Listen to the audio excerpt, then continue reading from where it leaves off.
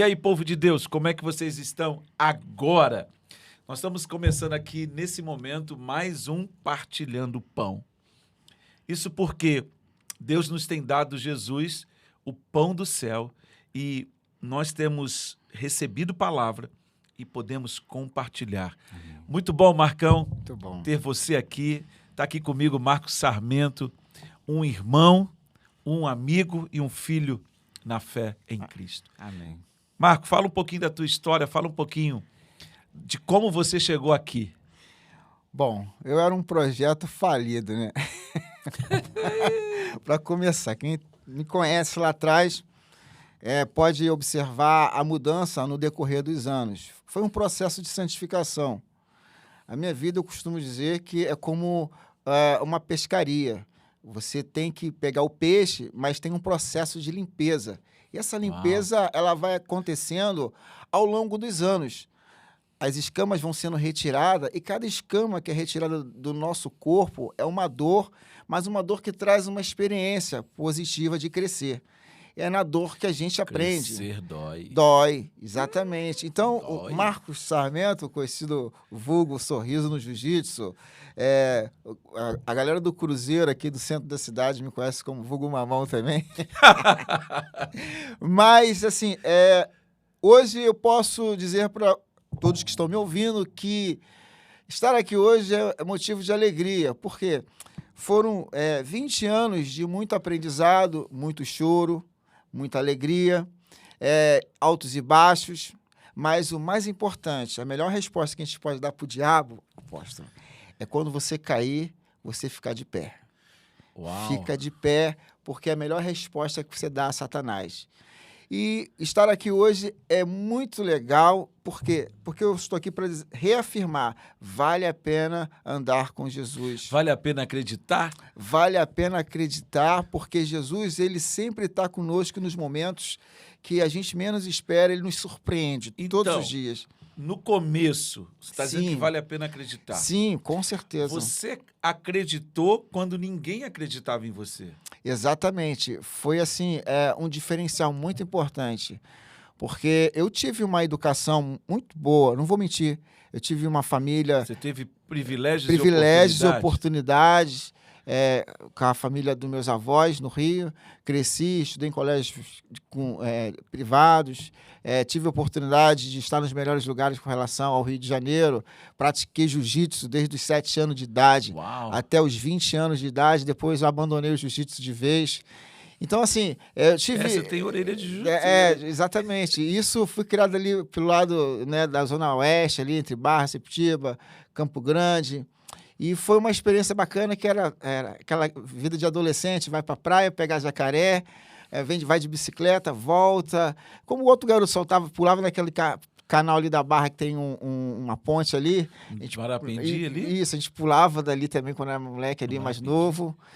Tem um canal ali, entendeu? Então, assim, a gente sempre fez algumas artes positivas. Arte positiva. Arte positiva. Imagina, arte positiva. Por quê? Porque eu considero essas questões sadias. Agora, existem as experiências também do mundo que a gente não espera, que são o mundo oculto da juventude. Então, isso acaba retardando o processo de muitos jovens. E eu tive essa experiência. Talvez muita gente vai falar, pô, mas você passou por essa experiência? Passei, como qualquer outra pessoa passa, quando não tem uma família consolidada em Cristo. Uau. Quando não tem uma vida consolidada na palavra. A juventude, ela é muito perigosa. Eu acho que a juventude é um período volátil. Exatamente. Você está no gás, Exatamente. você acha que está tudo no seu controle e, de repente, quando você percebe, você escorregou e foi embora. Mas eu acredito que Jesus, ele entrou na minha vida já aos poucos, porque eu sempre fui temente ao Senhor. Você nunca fez besteira? Assim, eu sempre fui aquela criança que sempre observou meus avós orando, apesar de não ser cristão, mas eles sempre oravam. Quando eu falo cristão, mas a fé deles no catolicismo. Mas isso me chamava atenção, então eu tinha sempre temor e tremor nesse sentido de orar. Então, toda noite eu tinha que orar. A minha oração era como se fosse um mantra, aquela questão de você repetir as mesmas coisas e estar orando. Mas você orava. Mas eu orava.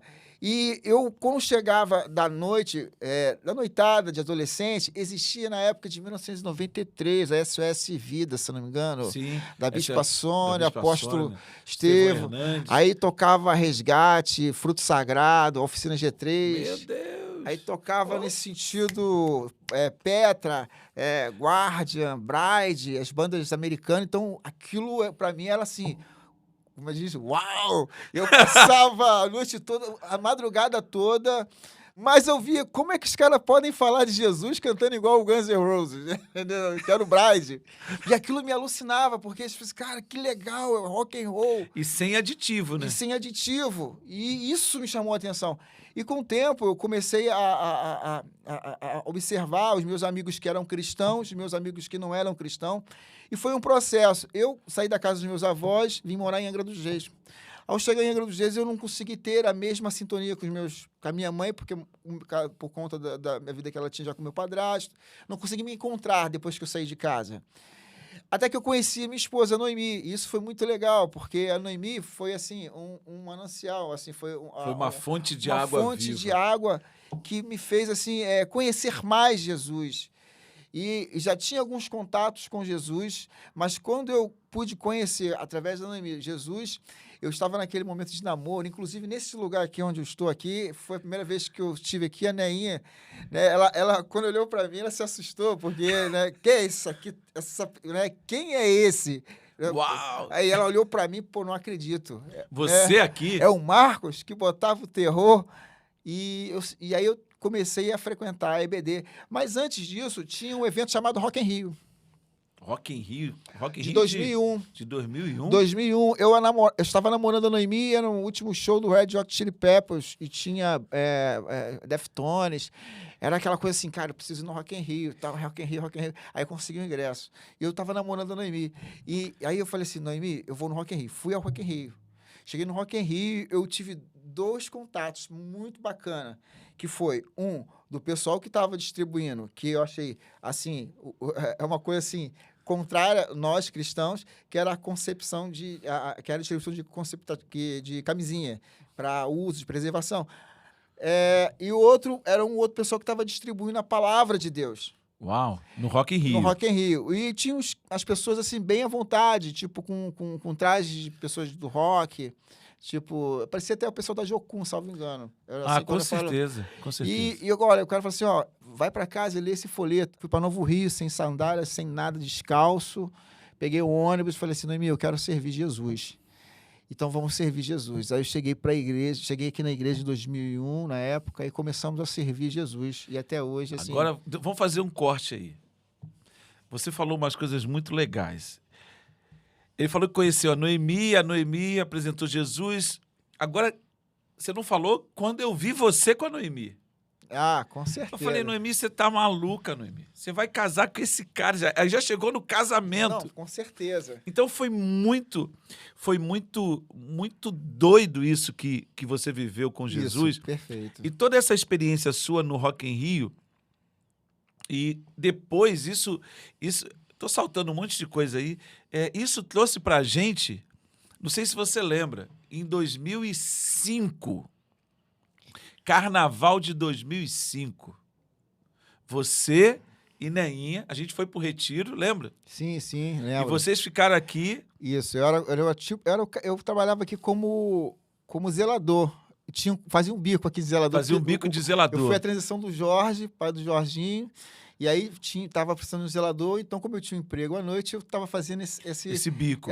Isso. E aí você foi pra rua no Carnaval. Isso, o pessoal foi pro Retiro na Ilha Grande. E vocês ficaram aqui na cidade. Eu lembro que vocês me constituíram líder de evangelismo na época. Sim. E tinha 8.000 folhetos guardados ali onde fica o batistério, né? Sim. E eu falei assim, a pergunta que estava no folheto assim, se você morresse hoje, tem certeza que você iria para o céu? Eu olhei aquele monte de folheto assim, preciso distribuir isso aí. E aí gerou no nosso coração, da Noemi, no meu coração, do irmão Joaquim, Neiva, da Dona Benedita, do irmão Jorge, o Vasvarlinho, a Cida, outro, a Neinha, o Paulinho. Tinha mais 3 ou 4 irmãos. E vocês caíram na rua. Exatamente. E foi legal, tipo assim, quando nós pintamos o nosso rosto, o Joaquim Neiva pintou o rosto de branco, e ninguém... As irmãs, a Dona Benedita, que é minha sogra, que já dorme no Senhor, né? Pintamos o rosto de branco, botamos uma roupa preta... E foram pra rua. E fomos para a rua distribuir folheto. E nisso tivemos, assim, várias experiências de oração, de expulsar demônio. Para vocês se situarem, nós saltamos de 2001 isso. para 2005. Em 2006 houve aquele avivamento do 2006 foi o outro, aí já foi o Caia na Graça. Isso. Já foi uma outra pegada, foi a igreja em peso para a rua. Foi. Mas em todo tempo, você nunca deixou de crer. Isso. Beleza? Então, assim, foi a fé foi um grande divisor de águas na sua vida. Sim. Porque foi a fé que você via dos seus avós que tocou no seu coração. Depois veio a Noemi, aquilo que ela mostrou para você fez com que o seu coração se abrisse para Jesus. Então, naquele dia, no Rock in Rio, quando você viu aquele cara distribuindo folheto, aquilo ali gerou uma centelha. Você tomou uma decisão radical.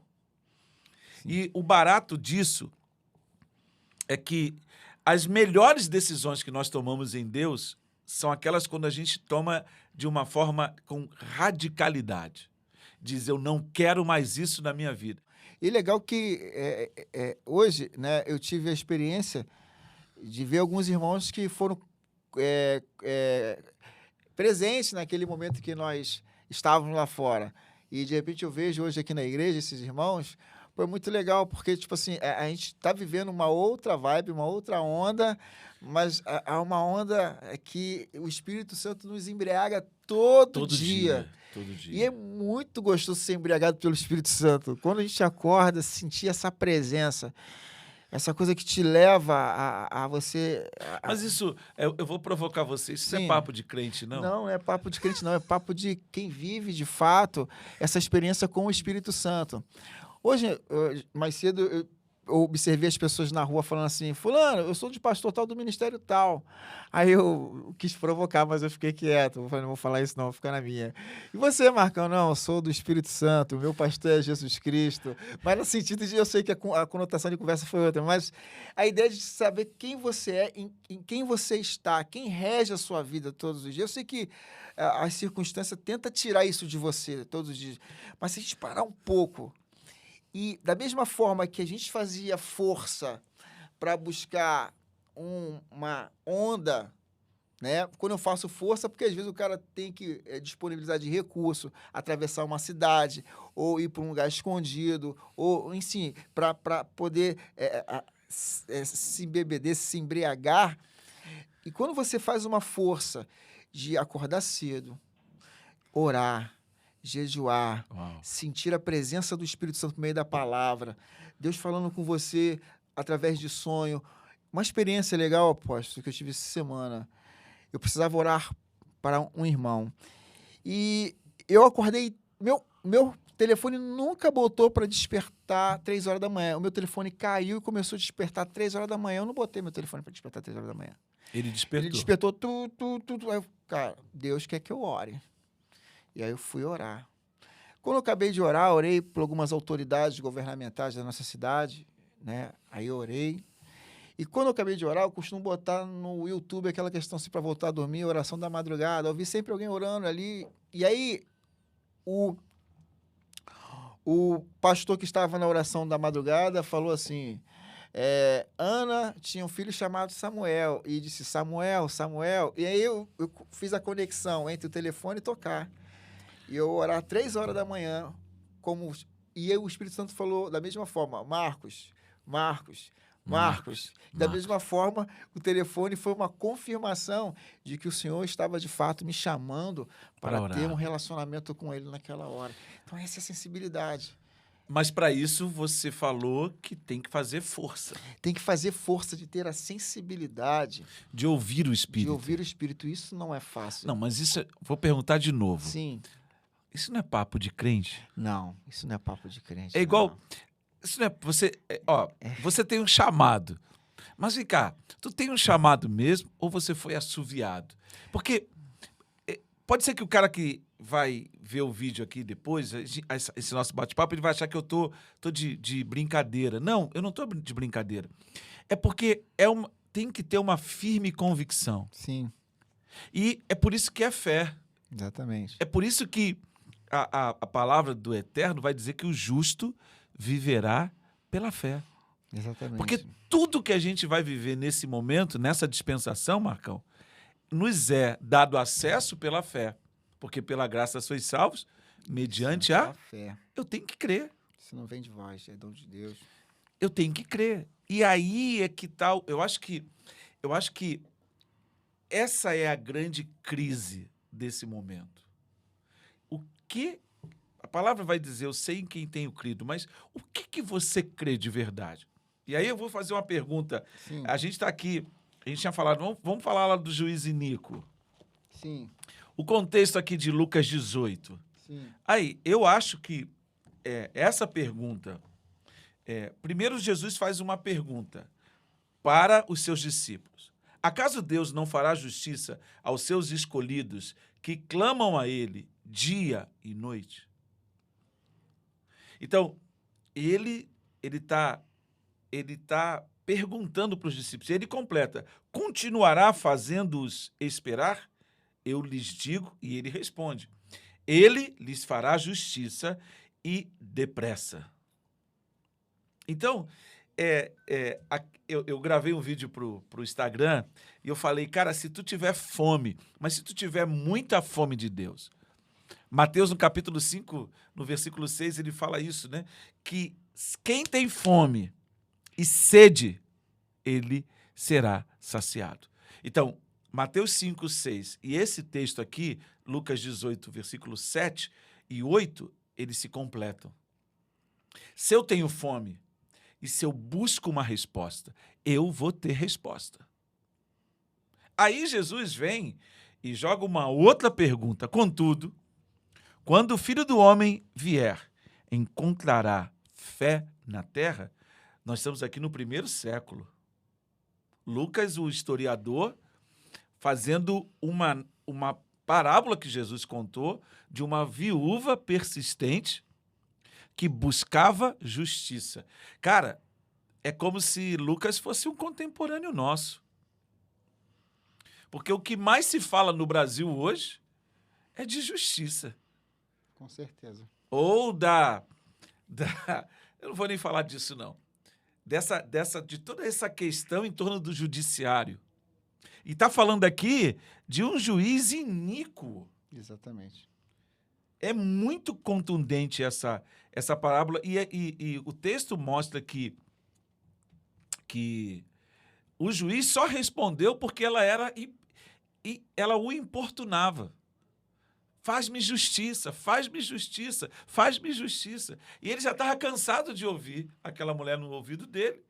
E ele decidiu, então, eu vou fazer justiça, vou responder. Então, eu olho para essa palavra, parece que tudo isso que está acontecendo hoje, Marcão, ela é para nos pressionar a desistir, a desacreditar de Deus, a desacreditar de um Deus que é justo.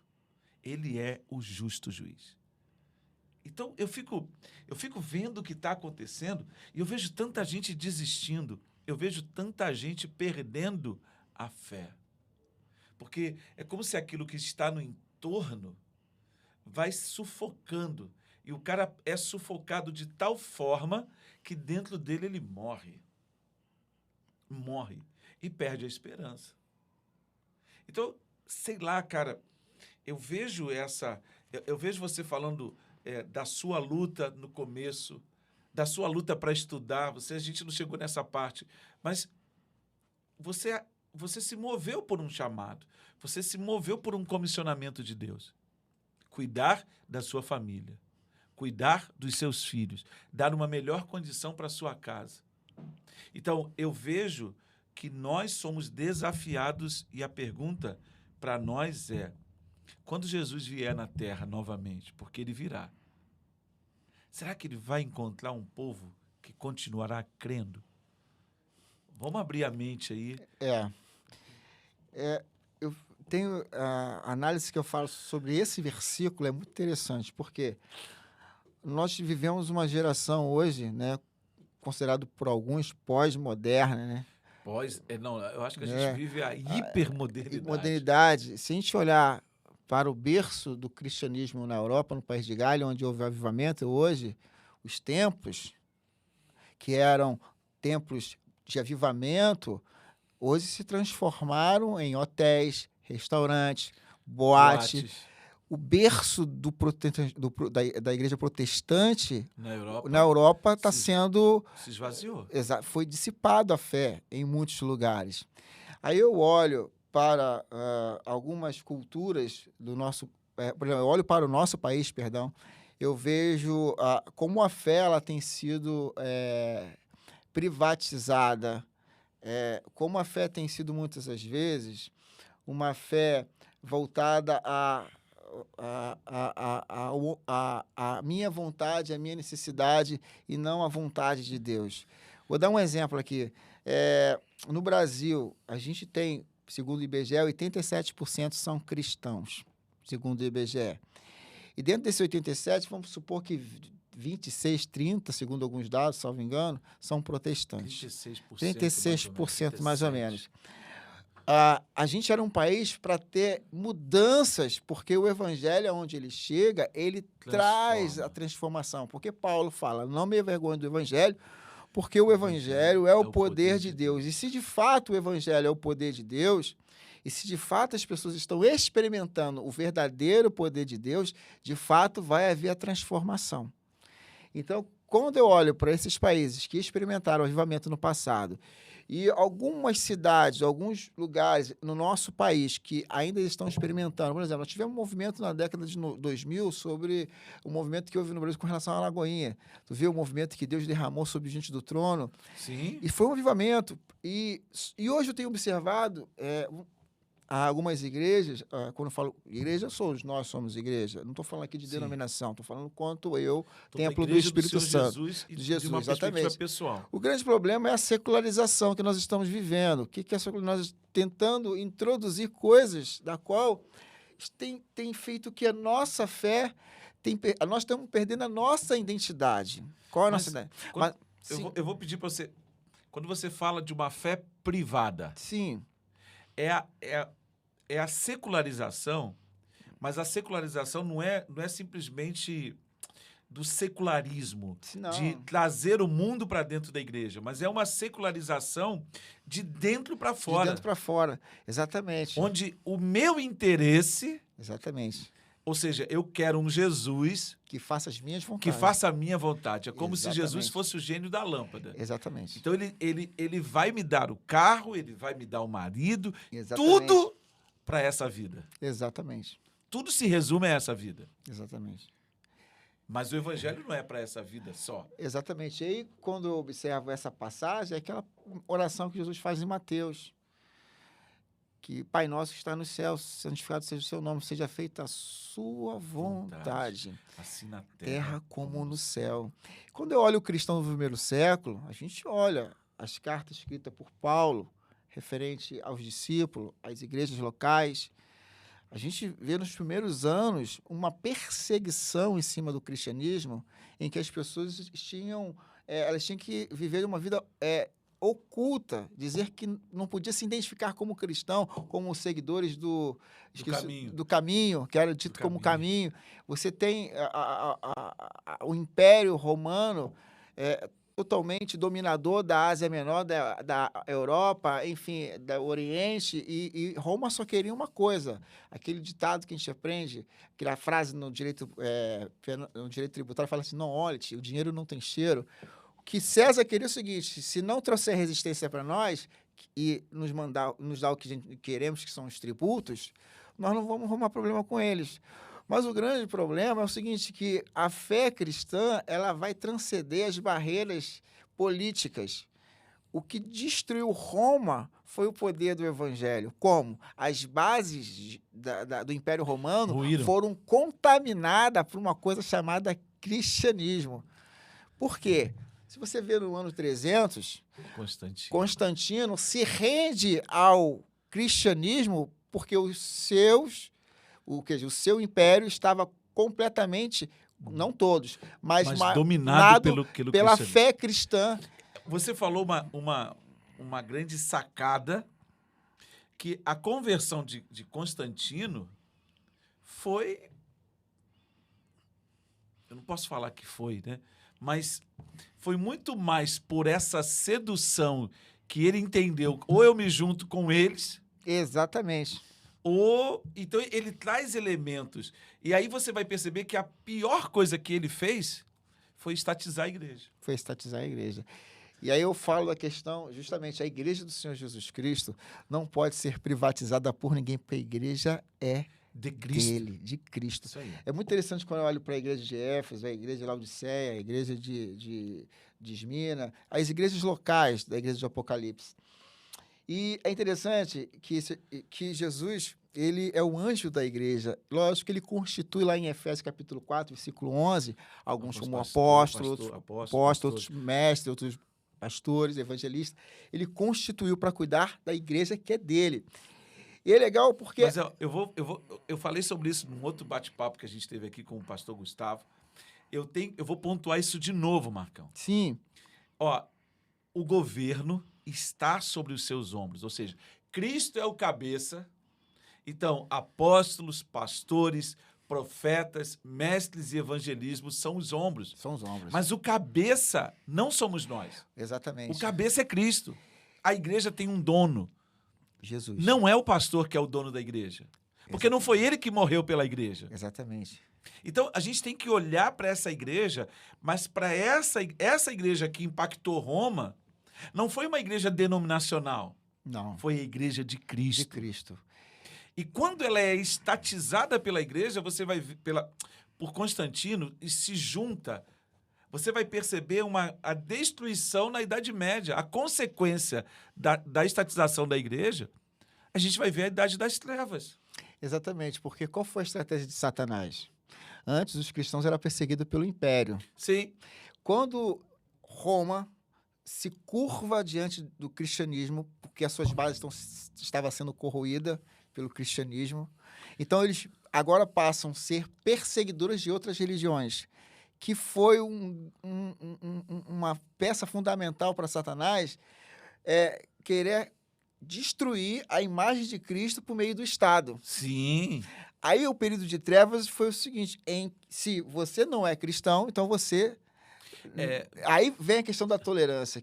A intolerância. A intolerância nesse período onde as pessoas eram queimadas por pensamentos completamente diferentes. Então, olha o que você falou. Ele pega isso e marca uma geração, aí todo mundo olha para a igreja da Idade Média. Exatamente. E fala assim, ser cristão não presta. Não presta.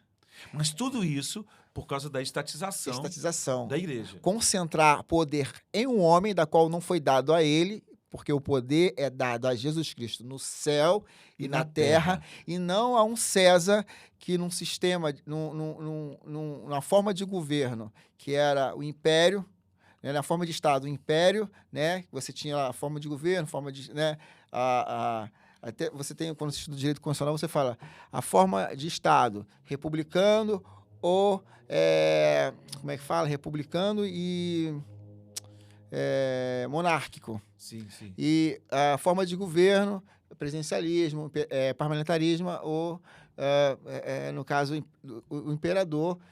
Então, você percebe que vai mudando a forma de governo, mas a forma como o cristianismo vai sendo mal visto por causa da atitude do homem. Olha só, interessante. Quando Jesus falou o seguinte, se você fizer um desses pequeninos tropeçar, será maldito. Ou seja, o homem, por querer privatizar aquilo que não era dele, porque o evangelho é boas novas vindo de Deus, da parte de Deus. Sim, sim. Através de Jesus. Por isso que lá em João capítulo 1, versículo 1...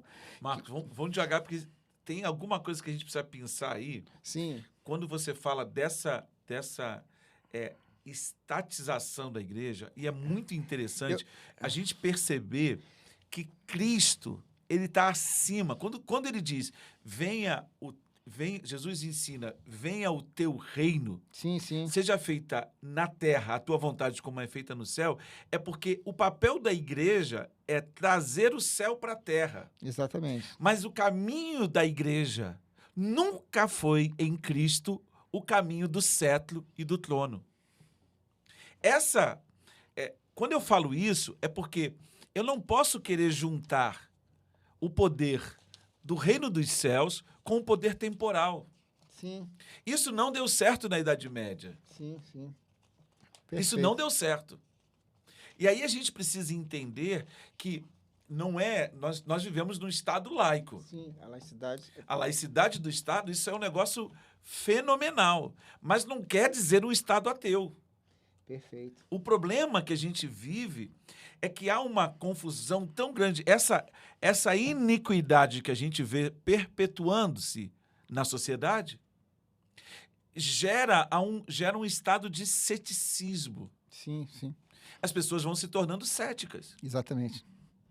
Porque há uma desconstrução da fé em Cristo por essa privatização. A gente tem que definir bem esses termos, tratar somente do evangelho como se fosse algo ou uma resposta só para o dilema dessa terra.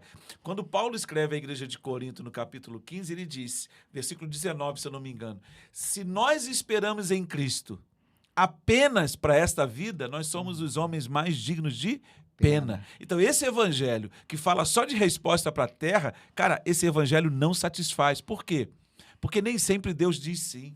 Exatamente. E aí quando ele diz não? E aí quando meu filho morre? E aí quando acontece uma catástrofe? A culpa é de Deus, então a gente vive como se fosse, não sei se é essa expressão, maniqueísmo, né? Esse controle. Não dá para viver desse jeito. Se Deus não poupou o seu próprio filho, irá poupar nós, Porque ele é justo. servos inúteis. Ele é justo. Ele é o justo juiz. E todos os atos de Deus são atos de justiça. Então, eu acho... Olha, esse bate-papo aqui dá pra gente... Olha só, que muito interessante. Por exemplo, nós cristãos, como corpo universal de Cristo na Terra, temos a missão de orar por todos aqueles que nos perseguem. Esse é o mistério. Por quê? Quando a gente ora por aqueles que nos perseguem, nós vamos entender que a nossa guerra, aquilo que Paulo fala em Efésios 6... Não é contra os homens. Não é contra os homens. O grande problema é que as circunstâncias no trabalho, as circunstâncias em casa, as circunstâncias na vida, comunidade local, acaba interiorizando dentro de nós uma coisa chamada rancor, indiferença. A gente começa a nutrir em nós ferida, exatamente, perfeito. Feridas. Essa palavra é correta, ferida. Ferida. E aí eu fico às vezes em dois extremos. Eu gosto muito daquela frase que o senhor falava: quem fica no meio do rio apanha dos dois lados. Quem fica no meio do rio apanha dos dois lados. Isso aí é indiscutível. Você tem que escolher um lado. E eu escolho o lado da palavra de Deus. E esse é o lado que eu escolho.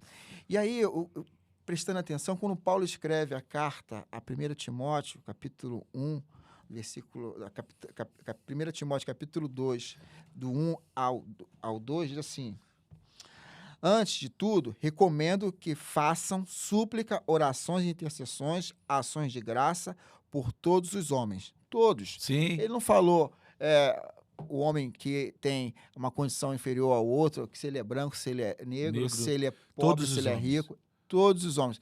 Independente do seu pecado, interceda por todos. Pelos reis, ou seja... Hoje, nós vivemos num Estado democrático de direito, nós temos um presidente que foi democraticamente eleito pelo povo, e se outro presidente que for eleito contrário àquilo que a gente acredita, nós temos que ainda orar por ele, para que ele possa se converter ao Rei dos Reis, Senhor dos Senhores, aquele que rege o começo, o meio e o fim da história do homem. para que ele também não pague um preço como os outros lá atrás pagaram, quando Sim. tiveram a oportunidade de reinar, que tinham o cedro na mão e não fizeram a vontade do rei. Então, ele Vontade diz... de Deus. Exatamente. Então, ele diz no versículo, pelos reis e por todos os que exercem autoridade, para que tenhamos uma vida tranquila, pacífica com todos, com toda a piedade e dignidade. Então, o meu papel como cristão é orar pelas diversidades que nos perseguem. Senhor, eu preciso que essas pessoas se curvam ao teu reino, Sim. porque se curvando ao teu reino, elas vão fazer a vontade do Senhor. E aí, quando o justo reina, o povo se alegra. Quando o justo governa, Exatamente, o povo se alegra. O desafio que eu olho para esse capítulo 18 e vejo essa circunstância exterior, por quê? Porque o juiz ele estava agindo de uma forma equivocada. Sim.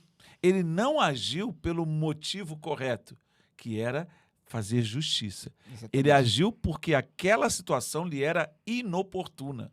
Sim. E o importunava. Sim. Desculpe, corrigindo aqui. O importunava. Exatamente. Então, o desenho que eu vejo Jesus fazendo nessa parábola é que as circunstâncias... Ele fala, olha, quando os meus filhos clamam, eu vou fazer justiça a eles. Sim. E depressa. Só que esse depressa, nós precisamos analisar a questão temporal. Ele está falando na perspectiva dele. Ele vai fazer justiça. Mas necessariamente não é no meu kairon, no meu tempo. Mas a justiça vai vir. Só que quando você faz esse desenho de orar pelos nossos inimigos, orar por aqueles que nos perseguem, você está falando exatamente das circunstâncias nas quais nós nos encontramos, em que nós estamos vivendo numa oposição. Exatamente. Nós estamos vivendo hoje um cenário de oposição ao reino. Agora, o que eu tenho que fazer? Só que nós estamos tão embebedados por esse mundo que a gente não consegue perceber contra quem nós estamos lutando. E aí a gente vai ver a mesma estratégia que Satanás usou na Idade Média. Ele continua usando, porque ele só tem uma estratégia, o engano. Perfeito. A palavra de Deus diz que ele veio roubar, matar e destruir. As nossas feridas da alma, elas só podem encontrar cura em Deus. Porque só Ele, só o Eterno, pode preencher os vazios, Marcão, da nossa alma. E aí você vê as pessoas tentando preencher os vazios da sua alma com poder. Nunca elas serão satisfeitas. Porque não há poder que possa tirar ou possa curar uma ferida de paternidade. Exatamente. Não há poder que possa curar uma ferida de um abandono, de um abuso. Então, as pessoas começam a usar todo esse sistema do mundo para preencher os seus vazios. E aí vira uma guerra entre quê? Entre as pessoas. Mas a luta a gente não está lutando contra pessoas. Exatamente. O desafio que a gente veio lá da sua conversão, a gente está passou pelo Império Romano, e tudo isso se conecta. Parece conversa de doido, mas não é não. Mas, olha só. Isso se conecta. E faz sentido a gente realmente levantar altares de intercessão profética, levantar altares de adoração, fazer com que o povo de Deus entenda qual é o seu papel.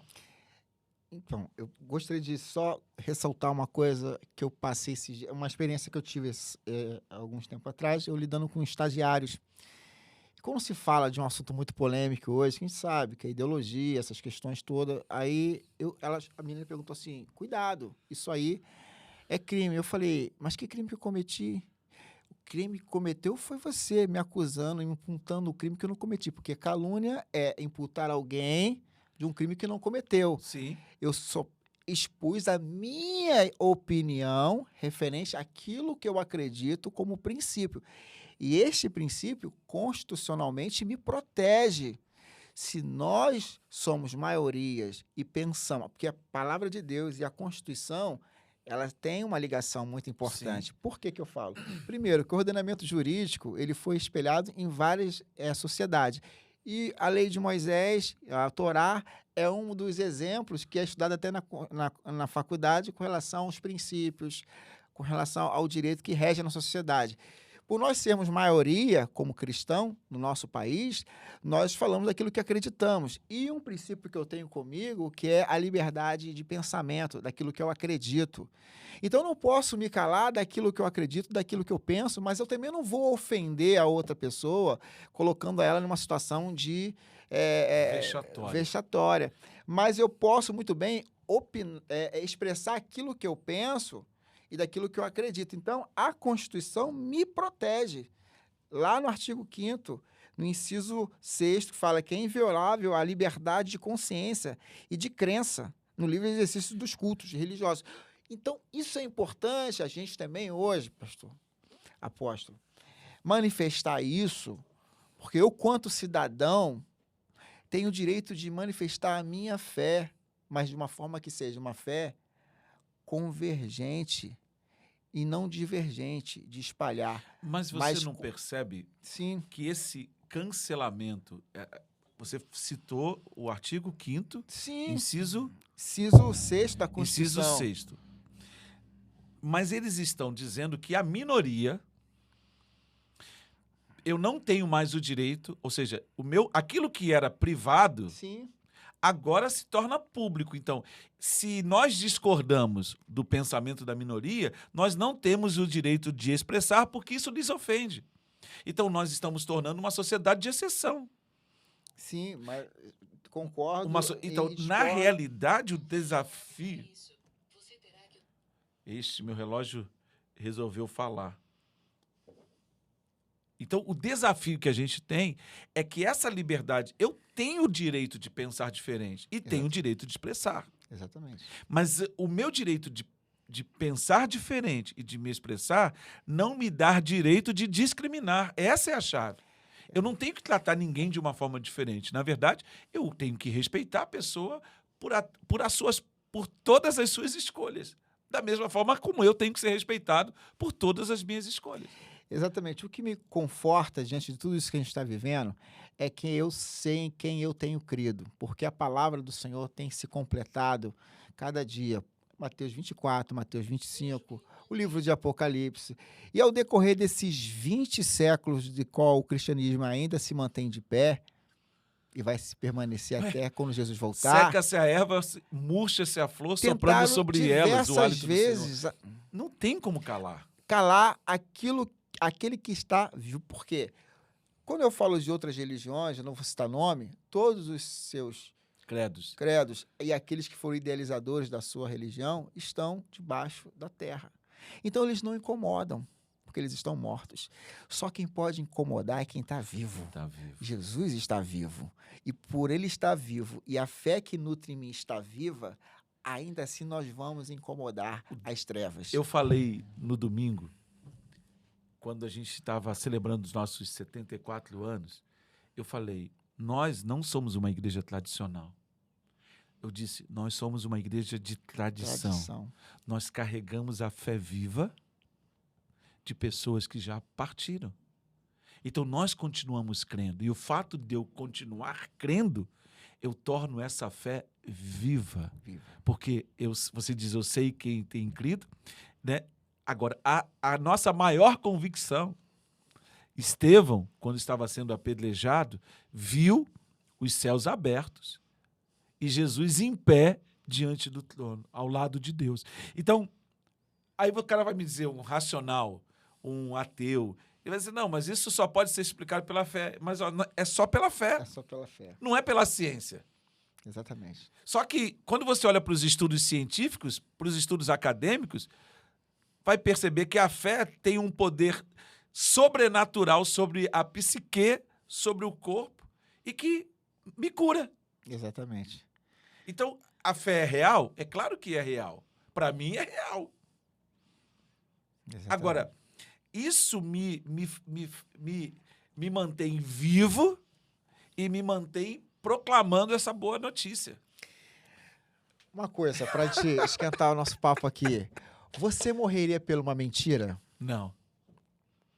Por que esses homens, no primeiro século, morreriam por uma mentira? Na primeira perseguição, eles iam desistir. Eles deveriam ter desistido. Pedro, Tiago não deu nem tempo. Quando ele pensou... Não deu nem tempo de caminhar. De caminhar. Foi o primeiro. Pedro, não.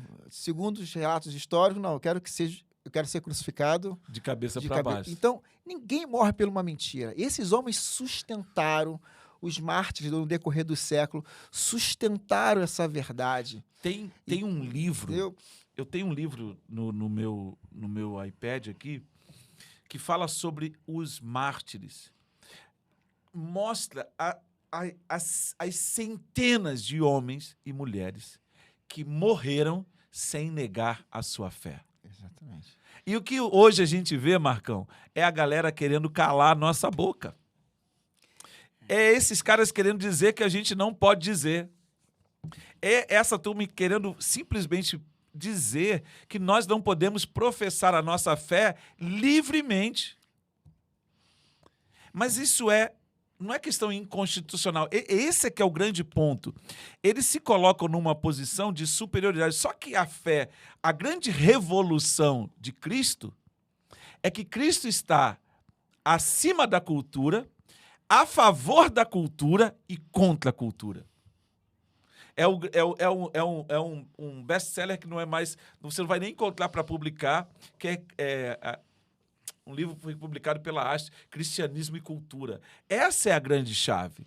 Então, em alguns momentos, Cristo ele é a favor da cultura. Você vai ver ele de uma forma contundente, quando ele olha aquela mulher que foi flagrada em adultério.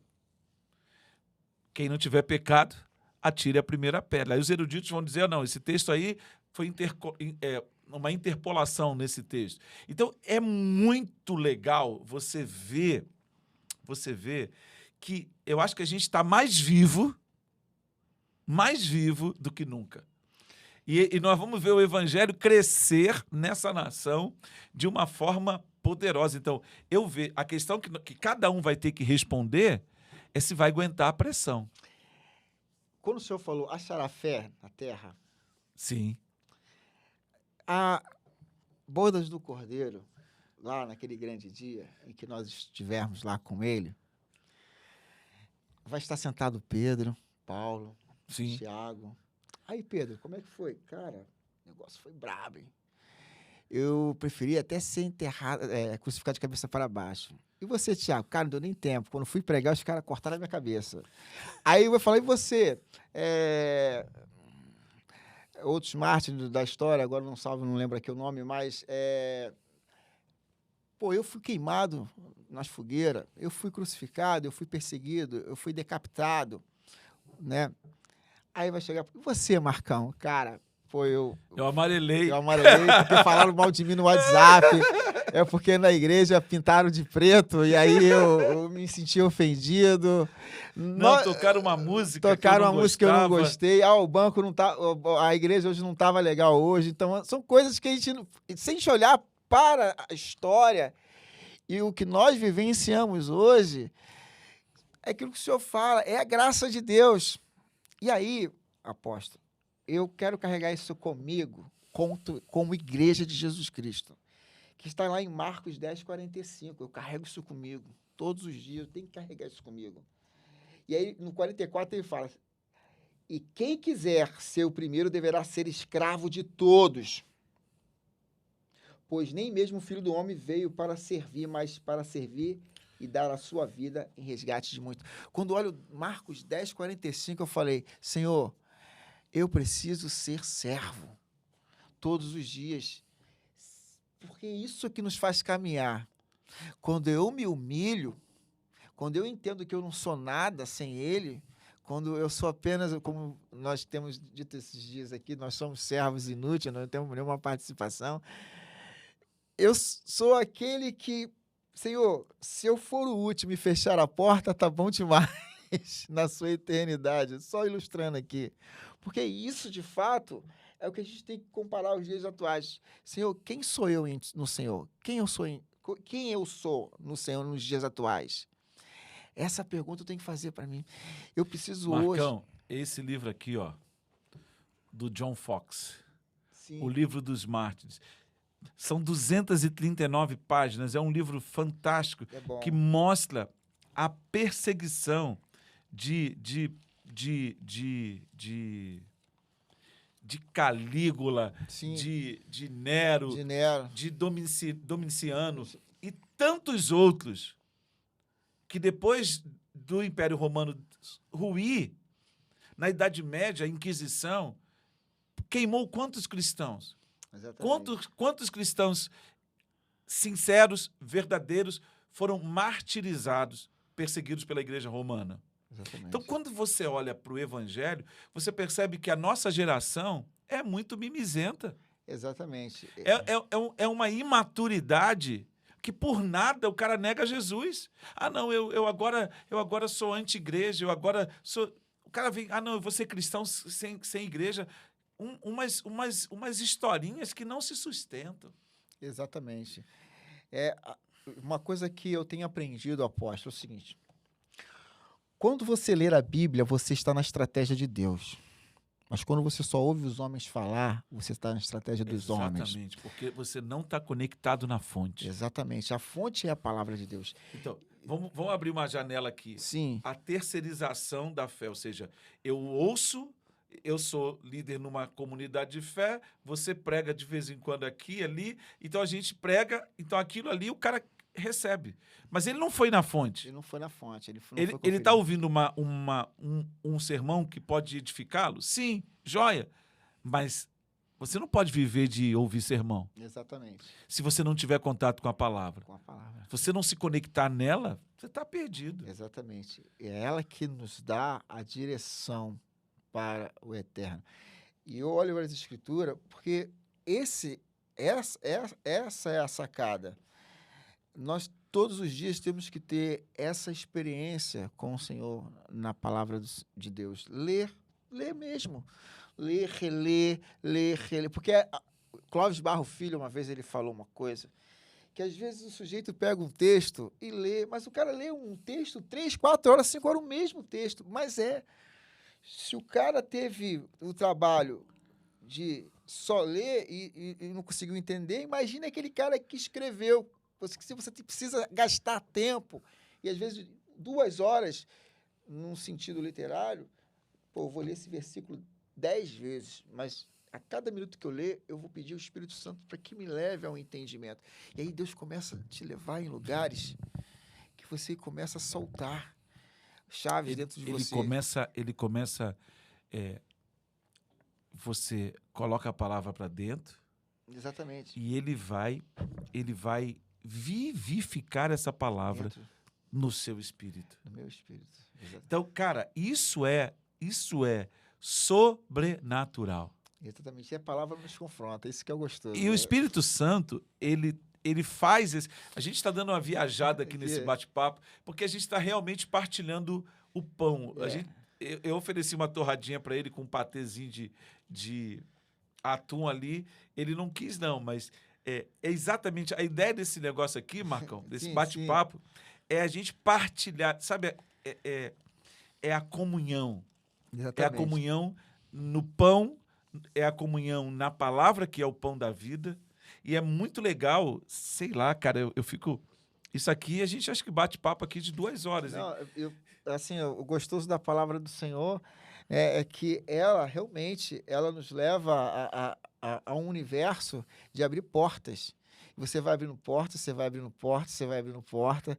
Quando você vai ver, você está numa dimensão com Deus que você não quer mais voltar para a realidade. Isso é importante. É essa magia, é esse espírito que tem que estar em nós, de sempre buscarmos o eterno. E uma das coisas, pastor, que eu tenho aprendido ultimamente, aonde tem sido o meu campo de missão? Deus me chamou, como o senhor falou no começo, é um chamado ou apenas um assovio? Lembra que o senhor falou no começo? No começo. Eu tenho voltado para as minhas ovelhas, que são os meus filhos, a minha casa, Porque às vezes a gente prega na igreja, faz um discurso bonito, mas quando eu chego em casa, eu falo, Deus, eu preciso semear no coração daquele garoto que é meu sangue. Eu preciso semear no coração daquela menina que é minha filha, porque é colocado sobre mim uma responsabilidade. Então, quando eu olho para o Isaac, que tem 14 anos, que eu preciso Soprar na soprar, vela do barco e dele. às vezes ele chega, pai, isso está errado. E eu, cara, pô, realmente, é ser pastor dentro de casa, no sentido de eu, sacerdote. Tinha uma coisa que eu gravo comigo, eu queria deixar aqui, né, concluir. Eu sempre carrego essa frase. Lembro dos mais... Noemi tá te esperando? Não, Noemi, não, já foi, já tá com a chave do carro, mas, mas o que me chama a atenção é que só um exemplo aqui muito clássico que eu carrego comigo, e eu tenho carregado nos últimos dias isso. Os mais velhos vão entender o que eu estou falando. Nos jornais, né, que a gente, no impresso, lá atrás tem o obituário, que a gente chama como nota de falecimento. Eu guardo isso comigo, porque imagine só, Marcão morreu, deixou dívidas, a casa será empenhorada, os filhos estão sem uma instrução, não conseguiram vencer como cidadão de bens, enfim, família completamente disfuncional, destruída. Aí eu preciso pastorear minha família. Agora eu vou mudar minha nota de falecimento. Marcão morreu. Os filhos estudaram, se formaram, contribuem para o crescimento da sociedade no nosso país. Eles influenciam outras pessoas com coisas positivas. Marcão deixou amigos, deixou saudade. O presidente da República não pôde vir, mas mandou seu representante. Por quê? Porque daqui a 10 anos ou a 20 anos, o Isaac Elias vai chegar assim, cara, que saudade do meu pai, cara. Que saudade do meu pai. Porque meu pai deixou uma nota de falecimento que é digna de ser lembrada. Quando meu pai estava aqui, meu pai me levou para aquele lugar para jogar bola, meu pai me ensinou a lutar jiu-jitsu, meu pai me ensinou a pegar onda, andar de skate. Meu pai estava comigo em todos os momentos. Então é tempo agora de mudar a minha nota de falecimento. Agora, eu o vejo tempo presente. Eu vou falar para você. Pode ser que você ou uma pessoa qualquer, na sua nota de falecimento, tenha pouco a se dizer dessa construção humana. Sim. Mas aquele filho vai se lembrar dele dizendo: o meu pai era um homem íntegro. O meu pai amava a minha mãe. É isso aí. O meu pai cuidava da minha família, cuidava da nossa família. Eu assisti um filme um dia desses, eu sugiro até que vocês vejam, é American Underdog. Underdog é azarão. O cara era... Eu não vou contar o filme, não, mas ele casou-se com uma senhora, ela tinha 2 filhos e um dos filhos era cego. E o menino, quando ele está no momento de um jogo, o menino escreve um bilhete para ele e a mãe entrega para ele e diz: você buscou gasolina no meio da neve. Você cuidava de mim. Então, assim, são atitudes.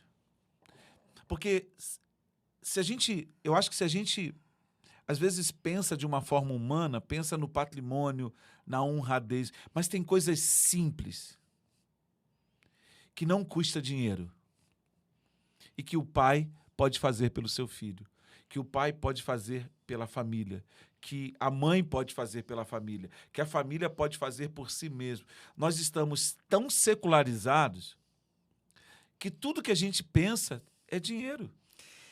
Mas, na realidade, tem marcas que um pai pode deixar na vida de um filho que não custa nada. Não custa nada.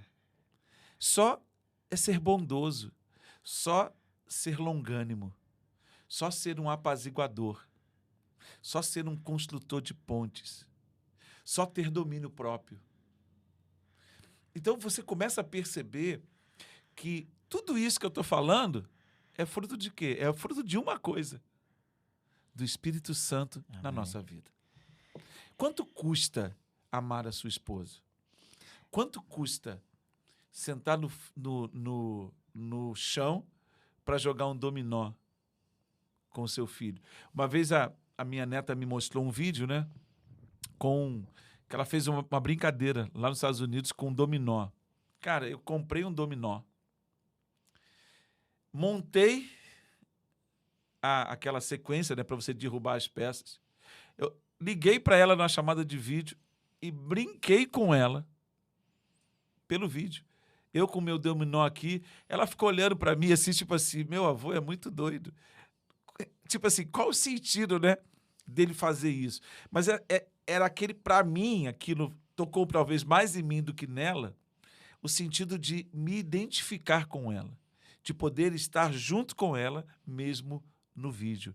Então, cara, isso faz toda a diferença. Quanto custa isso? Exatamente, não há distância. Não há E distância. aí você observou uma coisa muito importante. Apesar desse momento que nós estamos vivendo com relação à modernidade, você aproveitou essa modernidade para viver um melhor momento Sim, com uma pessoa que vai te fazer feliz.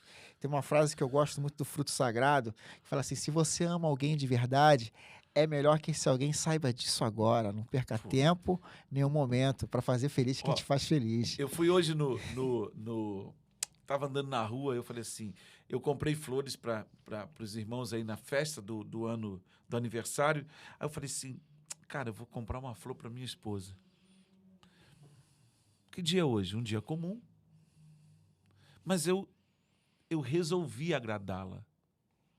Talvez eu possa fazer isso com um bombom ouro branco, que custa R$1. Eu posso colar o bombom ouro branco num cartãozinho e escrever: você vale mais do que ouro. Quanto custou isso? R$1. Não, mas a atitude. Mas a atitude. Então, a pergunta que nós fizemos nesse bate-papo todo, porventura, quando o Filho do Homem vier, ele vai encontrar fé na terra, é muito mais uma questão de atitude, de pequenas atitudes, pequenas semeaduras, É verdade. pequenos passos. Eu conversando com a minha esposa, a gente ouviu isso outro dia. Como é que você ajunta R$10.000? Ou como é que você emagrece 45 quilos? 1 quilo, ninguém emagrece 45 quilos, mas emagrece 1 quilo por vez, de 100 em 100 gramas. Exato. Então o cara fala assim, eu preciso emagrecer 40 quilos. Pô, é impossível. Tem uma frase. Mas se você emagrecer 100 quilos, 100 gramas, 100 gramas, 100 gramas, quando você abrir os olhos, você perdeu os 45 quilos. Mas a questão que rege isso, Marcão, é disciplina. Então, são escolhas. Eu tenho Escolhas. observado que até Aí galera, a gente vai viajar aqui. aqui, porque, veja bem, quando fala de escolhas, nós somos fruto, muitas vezes, Das nossas escolhas. o fato de nós estarmos aqui hoje, terça-feira. Não fala terça-feira, não. Não, vamos. Nós estamos gravando. Corta aí. Estarmos aqui hoje, conversando tudo isso, foi fruto de nossas escolhas. Isso é algo muito importante. E é interessante, falando sobre fruto de nossas escolhas, é que a gente está experimentando hoje algo que nós plantamos lá atrás. E as escolhas é importante. Por quê? Quando falou de justiça, fazer justiça é uma opção de escolha. Se eu quero fazer justiça ou não. Porque Sim. aquele juiz, ele tinha a decisão de fazer as suas escolhas. Trazendo aqui na concepção. Mas aquela mulher insistiu tanto que ele resolveu atendê-la. Atendê-la pela insistência Pela dela. insistência. E Deus quer o quê? Bem-aventurado os que resistirem até o fim, os que persistirem até o fim. As minhas escolhas, elas vão repercutir na eternidade. As minhas escolhas aqui, elas vão determinar se eu vou estar com ele ou não. Mas é uma coisa muito interessante, quando o senhor falou das escolhas, é que se nós não fizermos as escolhas hoje, a gente vai estar arrependido daqui a 365 dias de Olha não ter só. começado hoje. Não decidir também é uma decisão. Então, às vezes as pessoas não tomam decisões, mas ela esquece que a não tomada de decisão dela... O cenário, olha só, a história recente, a gente está vivendo um país que parece que não tem memória. Sim. Mas daqui a 5 anos, todas essas decisões que estão sendo tomadas hoje aí, nesse calor que a gente está vivendo, nesse conflito que a gente está vivendo na nação, elas vão ter um peso diferente. Exatamente. E muitos vão estar vivos para serem cobrados das decisões que estão tomando. Exatamente. Mas estão tomando decisões. Não tomar decisão é uma decisão. Exatamente. Não existe espaço neutro no universo. Exatamente. Não existe... Existe o vácuo, né? A gente sabe que existe o vácuo, mas não existe neutralidade. Então, não tomar posição também é tomar posição. Às vezes, quando você... O próprio sistema de voto, quando você vota, se você votar... Tem um negócio aí no voto que, se você fizer, você está ajudando o outro candidato a se eleger. Então, é os votos válidos, né? Não sei como é que funciona isso direito. Me lembrar agora. Mas, Marcão, eu acho que esse tempo que a gente teve aqui, para mim, eu tô animado, assim. Eu tô, assim, muito empolgado com essa série. E eu espero que a gente possa voltar. Topa voltar aí? Top. Esse top, você não foi muito... Não, realmente, assim, para mim é desafiador estar expondo um pouco a minha vida da forma como a gente convive na sociedade, né? Hoje eu tenho aprendido o seguinte, que todo mundo tem oportunidade na vida de fazer escolhas certas. E quando fizer coisas erradas, eu tenho certeza que nós temos um Deus que nos dá a chance de retomar e de recomeçar. Deus é um Deus de recomeço. De recomeço. E eu estou fazendo uma pós-graduação em Direito Penal e Processo Penal, é muito interessante isso. Quando a gente fala sobre a parte da execução da pena, quando você tem um transitado julgado, aí você começa, o juiz de execução, né, iniciar a pena. A pena, ela tem um caráter educativo. Quando o condenado, que é transitado, quando ele é condenado e transitado e julgado definitivamente... O que é transitado e julgado? Condenado e transitado... Não cabe mais recurso? Não cabe mais recurso. Foi transitado, né, e julgado, então ele é condenado ali. Não cabe mais recurso. Ele não recorreu ou foi até a última instância, é considerado culpado. Existe uma coisa no direito, que é o princípio da inocência, a presunção da inocência. Ninguém será culpado até o trânsito e julgado. Por isso você está vendo aí... Esse debate todo que foi transitado e julgado depois de exatamente. Anular o processo. Anulado através da decisão do HC, né? E aí, constitucionalmente, está expresso lá que ninguém será condenado sem o trânsito julgado. E após o trânsito julgado, uma vez condenado, você vai cumprir a pena, correto? E aí, uma coisa que o Espírito Santo falou comigo é o seguinte, que a pena, ela tem um caráter de ressocialização, de resgate. A sua reintegração à sociedade começa na pena. A pena começa, de fato, no mundo ideal, no momento que você começa a cumpri-la. O seu reingresso à sociedade começa no primeiro dia que você está... Apenado.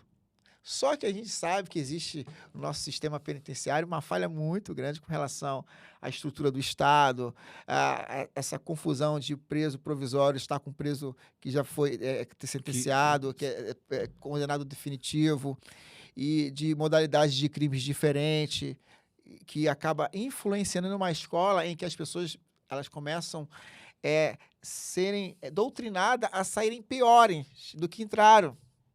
Então, a gente percebe que quando nós somos libertos em Cristo, porque nós vivemos uma prisão chamada pecado. E quando eu sou livre da condenação, eu começo, então, a obedecer à sua vontade. Então, é muito importante isso, que até na condenação, quando você vai cumpri-la, você tem um caráter de ressocializar. O grande problema hoje é que o Estado nunca vai conseguir fazer isso porque isso está dentro do homem. Uma coisa chamada juízo de valor, do que é certo e do que é errado. E só quem pode mudar a natureza humana... É Deus. É Deus. Por isso que a gente vê muita liberdade, a liberdade provisória através da liberdade condicional, através do bom comportamento, dos os irmãos em Cristo Jesus aplicando a palavra de Deus nas comunidades, Do cárcere. nos cárceres, perdão, aplicando aquilo que a Constituição nos protege com relação à liberdade de culto, com relação à visita nos presídios, que é um direito constitucional de resgate. Você vê que até nisso a sociedade precisa de nós, cristãos, para trazer essas pessoas.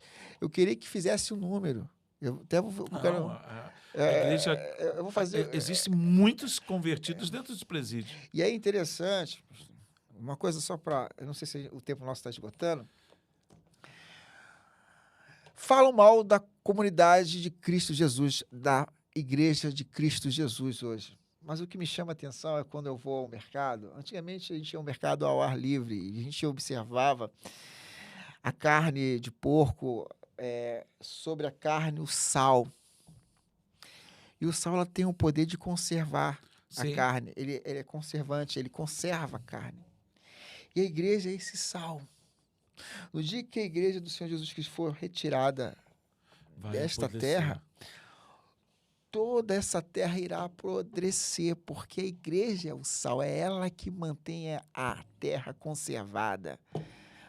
Quando a igreja for retirada esse sal, a iniquidade nesse mundo vai ser das piores que nunca existiu antes. Então, olha o papel que a igreja tem de resgatar as pessoas.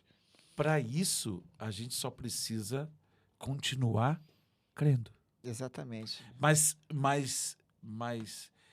manifestando esse ato de crer através das obras.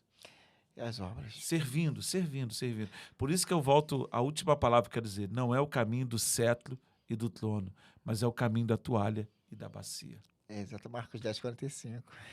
A comunidade dos iluminados por Jesus, a comunidade daqueles que são remidos, a comunidade terapêutica, e aí você vê a igreja manifestando esse cuidado. É real, é o que a gente vive no dia a dia. É desafiador? É. Mas é possível? É. É verdade. Então, a resposta que a gente tem para a pergunta de Lucas 18 é: quando porventura o Filho do Homem voltar sobre a terra, ele vai encontrar fé? Eu creio. Eu creio porque Deus permanece sempre em nós e sempre Ele levanta remanescentes. Nunca. Nunca a palavra volta, é pregada sem gerar fruto. Lembra que o senhor falou? Não existe mérito em nós. Não. Nós somos servos inúteis. Ele levanta quem Ele quer. Amém. E pronto. Ele é o Deus de ontem, hoje e será sempre. Amém. Então, quanto a isso, eu descanso. Obrigado, Marcão. Olha, galera, foi muito bom estar aqui com vocês esse tempo todo. Marcão, me dá a mão aqui. Eu terminei orando com o pastor Gustavo, vou terminar orando com você. Papai, obrigado porque nós estamos juntos nesse momento. Partilhamos a tua palavra, partilhamos do teu pão e com alegria nós terminamos esse momento sendo grato ao Senhor por essa oportunidade. Em nome de Jesus. Amém. Manda aí as perguntas. A gente está se aperfeiçoando e tem muita coisa para a gente caminhar, porque eu acho que essa série vai longe, vai longe. Até o nosso próximo encontro. Valeu, galera. Beijo.